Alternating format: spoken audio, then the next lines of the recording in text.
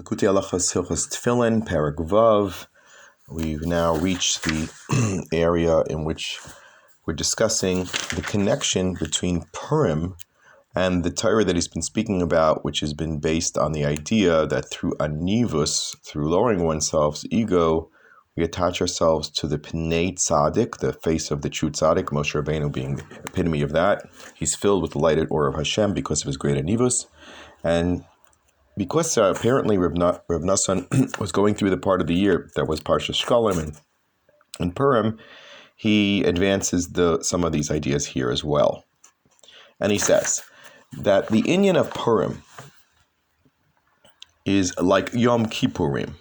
Purim, Kippurim, as we know from the Tikkunei Zohar, that Haman wanted to destroy the Gorel of Yom Kippur. He actually wanted to disconnect us from the whole observance of Yom Kippur, in which the Kohen Gadol is then privileged to go lifnai lifnim, as we are warned, v'kol adam lo yeh ba'ohel moed.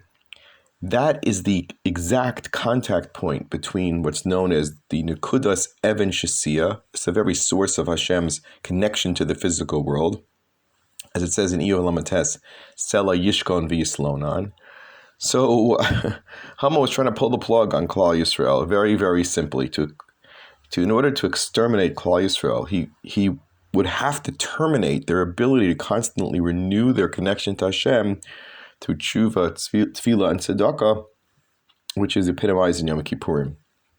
And of course, therefore, we could add that Esther, understanding this, asked Klal Yisrael to do precisely that, to do tshuva, to do tefillah, and to do gemilas chasadim, as a way of engaging and staying, holding on to the connection of the Even Shesiyah. There's much in the Gemara Megillah about this. We don't elaborate here.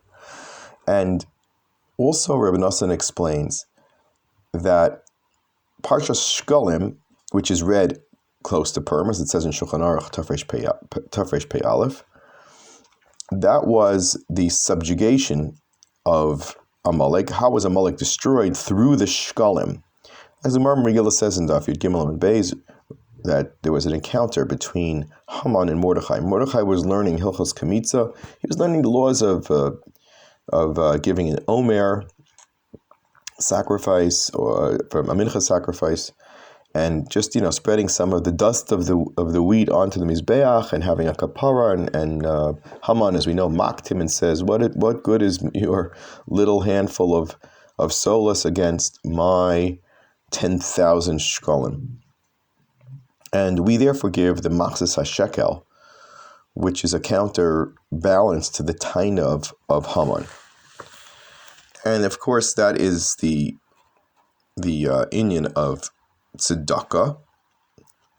And the inyan of tzedakah is, as Rav Nassan here explains, is ha'asher lo yarbe v'hadal lo yamid.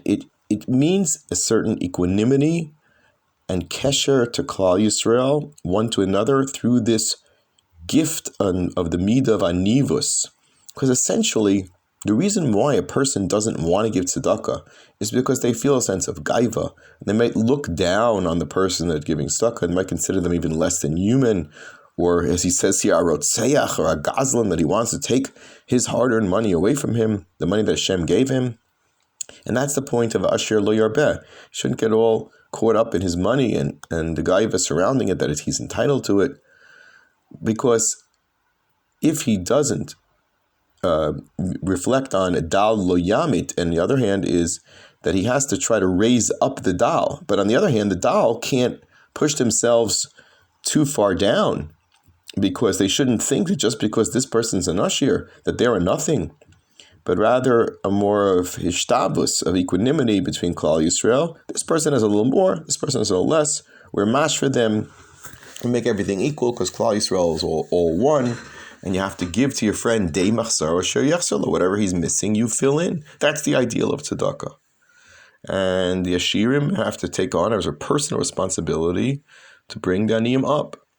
And this is specifically the counterbalance to the Gaiva of Haman, who was one of the wealthiest people in history. And of course, all of it was to feed his ego, as he said in the Megillah, Rov Ashrov, or Rov Bonov, and his great kavod that he received.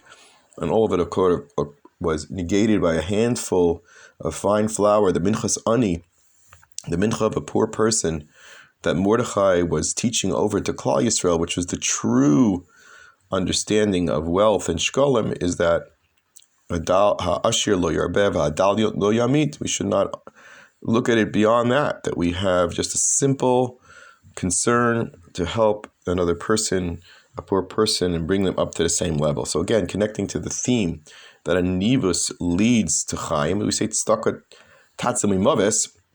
One of the reasons why tzedakah is matzah mimaves is because gaiva itself, as epitomized by Haman, is actually the inyan of the Malach HaMaves, because it detaches us from what that nekuda of Even Shasi is, from the concept of Pnei Tzadik, and therefore is the anathema, an exact opposite of Klal Yisrael.